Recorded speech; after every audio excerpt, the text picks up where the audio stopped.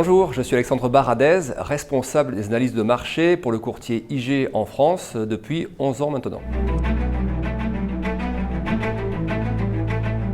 Période préélectorale et ensuite suite à l'élection américaine, on avait un mouvement de renforcement du dollar qui était très puissant. L'euro par rapport au dollar, l'euro qui était à 1,12 juste avant quelques semaines avant l'élection et au moment où on enregistre cette vidéo, un euro qui est dans la zone 1,03, 1,04, eh bien ça fait 8% de hausse du dollar par rapport à l'euro, mais en plus ce n'est pas un mouvement que par rapport à l'euro. C'est le dollar index dans sa globalité qui a pris 8, quasiment 9% en l'espace de 2 mois à peu près. Pourquoi ça? Parce que les anticipations qui ont été faites par le marché, c'est de considérer que Trump, de la même manière qu'il l'avait fait à partir de 2017, va appliquer une politique budgétaire expansionniste, potentiellement reflationniste également, alors même que les États-Unis n'ont pas encore complètement fini avec la vague d'inflation précédente. Et donc le marché, dans sa globalité, s'est positionné par rapport à ça. Les taux, par exemple, américains, ont repris 90 points de base entre, on va dire, début de la rentrée, vers septembre, et ensuite, juste avant l'élection, on a pris 90 points de base en ligne droite, le dollar a pris 8-9%, et la question, est-ce que ça peut se poursuivre?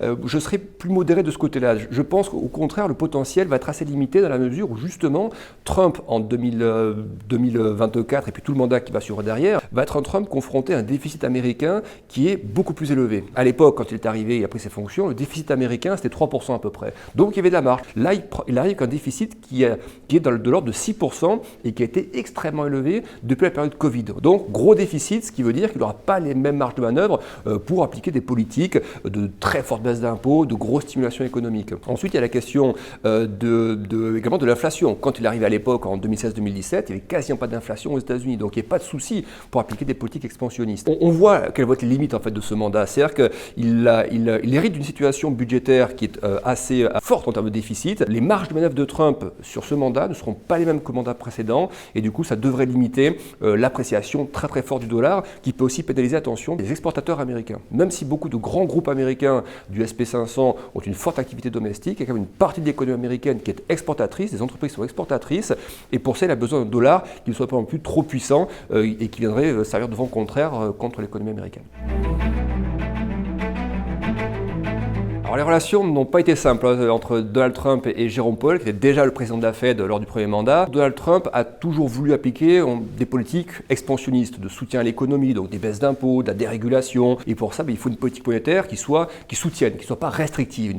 Et c'est vrai que ce mandat va commencer avec une inflation américaine qui est toujours plutôt proche actuellement de 3% que de 2%. Ce qui veut dire que la Fed a commencé son cycle de baisse de taux, mais le rythme de ce cycle de baisse va être relativement progressif parce que la politique a été extraordinairement accommodante pendant des années. Elle a généré une inflation qu'on n'a pas vue depuis des décennies. La politique monétaire doit redevenir moins restrictive de manière très progressive. La Fed a bien rappelé, on a bien compris sur les premiers messages de Jérôme Powell que déjà il ne démissionnerait pas et que le président américain n'avait pas le pouvoir de démettre Jérôme Powell. Ça, c'est aussi un élément important. Donc très très probablement sur les premiers mois de relations entre le nouveau président et la Fed, on devrait avoir quand même une situation relativement tendue, sauf à ce que l'inflation américaine décélère très rapidement, beaucoup plus vite que ce qu'on a vu jusqu'à présent, et à ce moment-là, effectivement, ce sera compatible avec les volontés de Trump de voir des taux plus bas et la Fed pourra les baisser.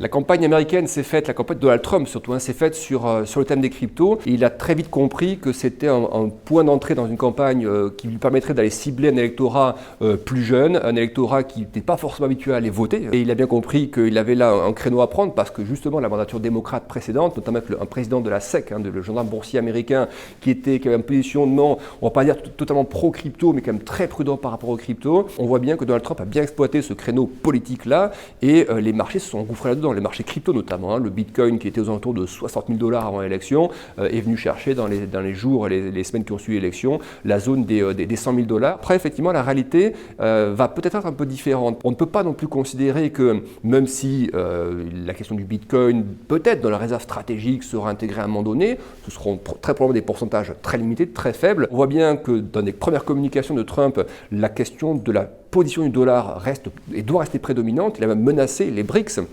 d'augmenter les droits de douane, de les doubler, enfin de les mettre à 100% si les BRICS souhaitaient se dédollariser. Trump veut que le dollar reste l'axe central de la puissance américaine. Si crypto-développement il devait y avoir, et il y aura probablement, ça sera peut-être sur les thèmes de blockchain, c'est-à-dire permettre aux banques d'utiliser les blockchains pour des échanges, des transactions sur l'obligataire, ce genre de choses. En revanche, considérer qu'une crypto viendra concurrencer le dollar parce qu'elle sera amenée à bras ouverts par Trump, ça je n'y crois pas une seule seconde. Aucun État, aucune banque centrale n'accepterait qu'une crypto vienne concurrencer l'euro ou le dollar. Ce qui peut en revanche se faire, c'est plutôt le développement des stablecoins, des cryptos, mais qui sont arrimés au dollar. Pour émettre un stablecoin, il faut que l'émetteur, et c'est ce qu'on voit jusqu'à présent, ait des réserves d'obligations américaines, de bons du trésor américain très conséquentes. Si effectivement vous émettez des stablecoins donc qui sont censés représenter la valeur du dollar, un stablecoin égale $1, eh bien pour que cette garantie soit faite, si ça se fait par une accumulation de bons du trésor comme collatéral, comme garantie, ça peut tout à fait bien marcher